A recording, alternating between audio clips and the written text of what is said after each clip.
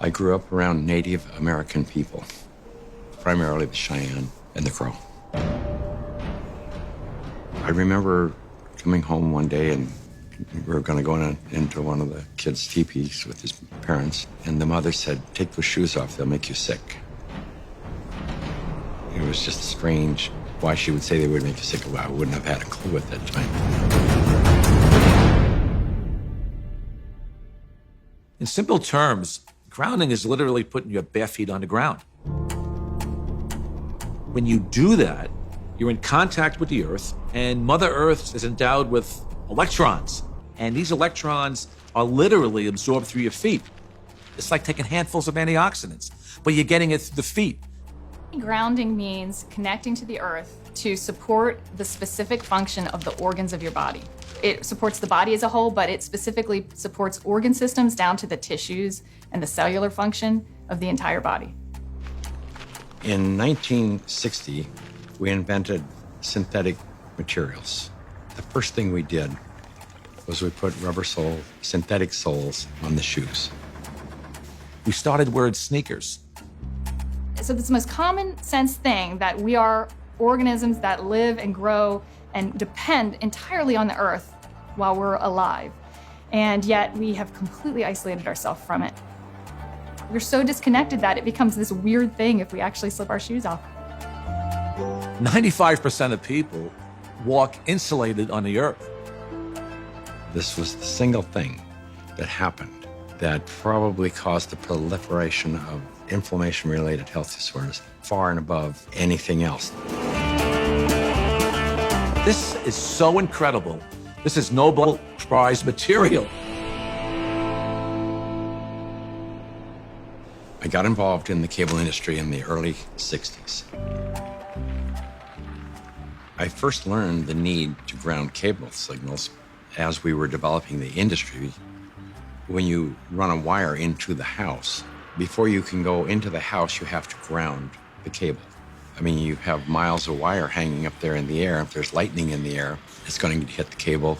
And so what you want to do is create a path to ground for the lightning so that it doesn't enter the house or blow up the TV or create a fire. One day I was sitting at a computer and the computer kept crashing. I knew it was static electricity, so I put a piece of tape across my desk and grounded it. Then I realized in that process that the outlet wasn't grounded, so I fixed it so that I could get rid of the static electricity. And I didn't think too much about it. I walked outdoors and I sat on a bench. This tour bus pulled up, and it looked like they had just been to one of these outlet malls, and white Nike shoes were on sale. It just dawned on me. I asked the question, I said, I wonder if it's possible that humans are, we're no longer naturally grounded. I wonder if these shoes could be interfering with us. So that night, I went to the hardware store and I bought a roll of metal duct tape. And I just taped it across the bed. I threw a wire out the window and it had a ground rod outside. I connected to the ground rod on one side, connected to the metal duct tape that I had laid on the bed. So when I laid down on the duct tape, I was like grounded because it was connected to the earth. I woke up the next morning and I thought, holy cow, there's something going on here, because normally for me to go to sleep, I had to take Advil. So I tried to find out what I could. The internet was hardly anything. This is back in '99. Went down to the University of Arizona into one of their medical libraries, and there was nothing. And in fact, I even tried to find the cause of chronic pain. The cause of MS was unknown. The cause of arthritis, unknown. They didn't know. Nobody knew. So I thought, well, I'll go out to LA. I'll go to UCLA and ask them. They pretty much laughed me off campus. They said, you expect us to believe that somebody's going to put a nail in the ground, tie a wire around somebody's toe, and it's going to make them sleep better? They said, get out of here. Go away. You're nuts. So I ended up having to put together my own study, and we grounded 60 people, and the reports that came in were unbelievable. TMJ disappeared, PMS disappeared, inflammation reduced, pain. Everybody slept better. Found an anesthesiologist in San Diego, and he says, I don't think there's anything to what you're doing. There's got to be an anomaly here, but I'll entertain you. He says, I will prove that you're wrong. We did the study. It's the first study that I did that was a legitimate study where we had quantifiable data. Then we decided, well, we're going to do a big study now. And we ended up attracting scientists, physicists. When they saw the study, everybody said, well, this is really pretty interesting. I didn't know anything about grounding. I had never heard of it at all, but I became a new mom. And I had my first child, and she had colic, and she cried and cried and cried. First thing I did, being a physician myself, was take her to the pediatrician, and remember distinctly leaving that pediatrician's office with a knot in my stomach, because the first thing they told me is, it's a baby, let him cry. Literally the only time I noticed that she wasn't in pain, and the only time I could soothe her, was when I was outside and I was barefoot and I had her in my arms. And every time we were outside, she relaxed. I noticed if I did use a stroller or if she was in a car, she was still in pain and uncomfortable. This is not placebo effect. Like, she had no idea if I was wearing shoes or not. She doesn't know that. I'm holding her either way. And I just slowly started realizing this child can only take a nap and feel comfort is if she was on my skin, held skin to skin, and I was barefoot. She'd be dead asleep, and if I stepped in the house and took both my feet off the ground, she would wake back up and the pain response would come back. And I didn't know what it was called, and I didn't at that time feel comfortable thinking about using it in my conventional medical practice, but I just knew that this is what I'm gonna do to help my child. I was working with a mentor of mine, and she recommended that I ground my energy. I didn't know what she meant by ground yourself. So the first thing I did was go home and look it up on the internet. And through doing a search about grounding, I found Clint Ober's work and the book about earthing. And I realized that it's a real thing and a real healing modality with tons of medical literature behind it. I first learned about grounding maybe 12, 13 years ago through one of the trainers for the Tour de France team from the US, and he was using it with many of their athletes and with surprising results. And I think that surprising best summarizes my response to it, because it didn't seem to make sense. I think I became a believer once I started to explore the science. If you take a microscope and you look at a piece of wood and you go down, down, down, all of a sudden there's nothing there. There's molecules, but they're not even connected. What's holding them together? What's the force that's holding everything together? Our body is electrical. This is all electronic equipment. The heart, the lungs, the brain. I mean, this is electrical equipment. It's all electrical. Everything is electrical.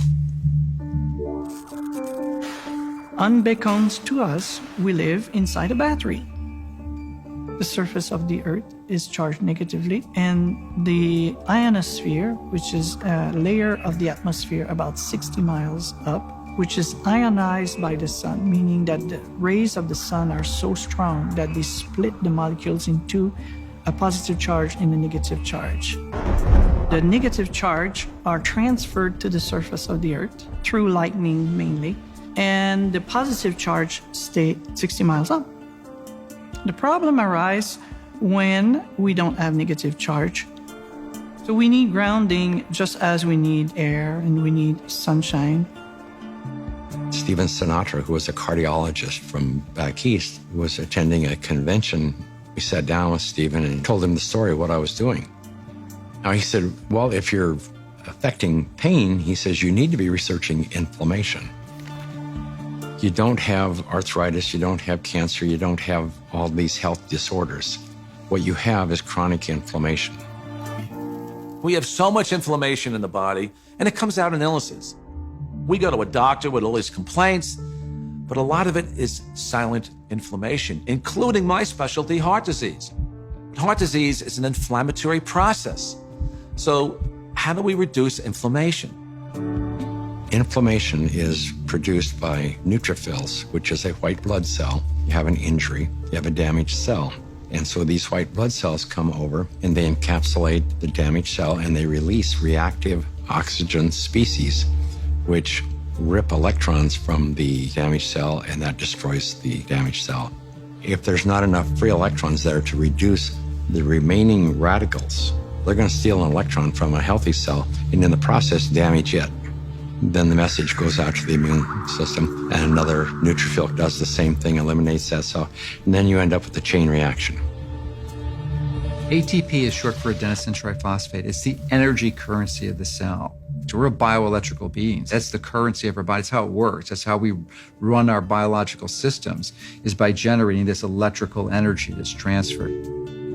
And when we connect to the earth through a conductive surface in some way, there's a transfer of electrons that slowly go into our body.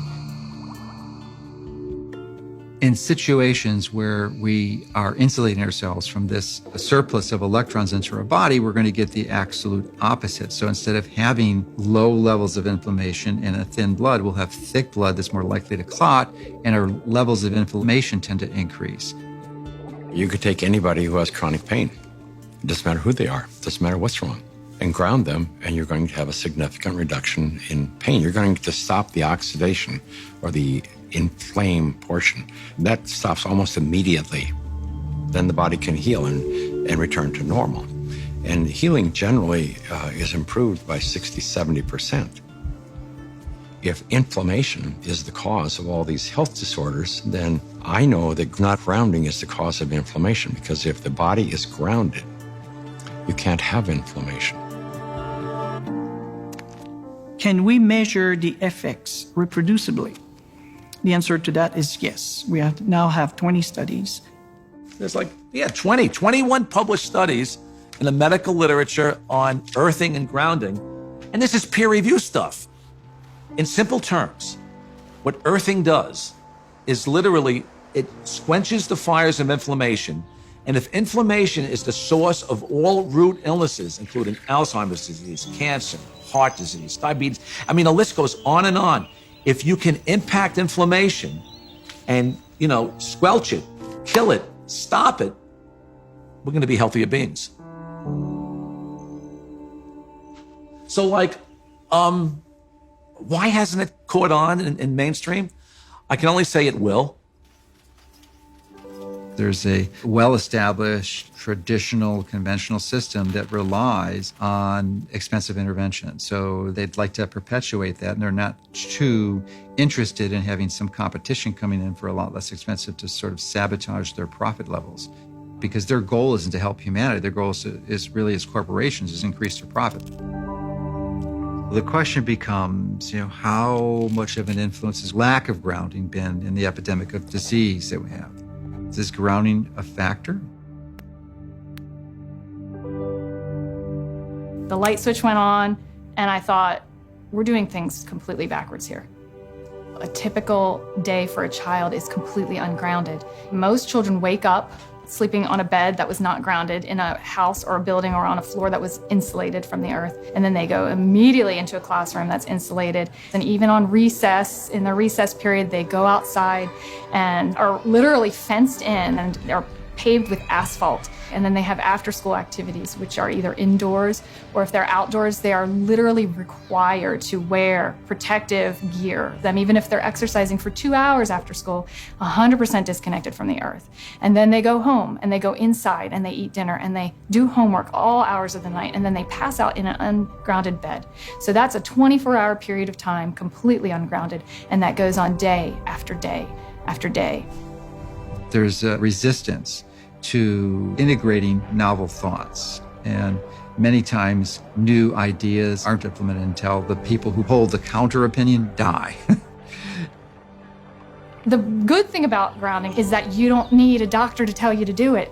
You do not need a physician to recommend it to you. You can try this anytime. It is your birthright because you live on the earth.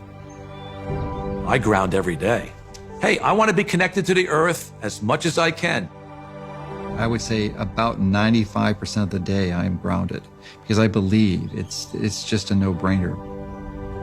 Go outdoors, take your shoes off, stand barefoot on the earth, or sit on the earth, put your feet and your hands on the earth, and you will instantly notice the pain and inflammation begin to drain from your body. I got my life back is probably the most common refrain that I hear.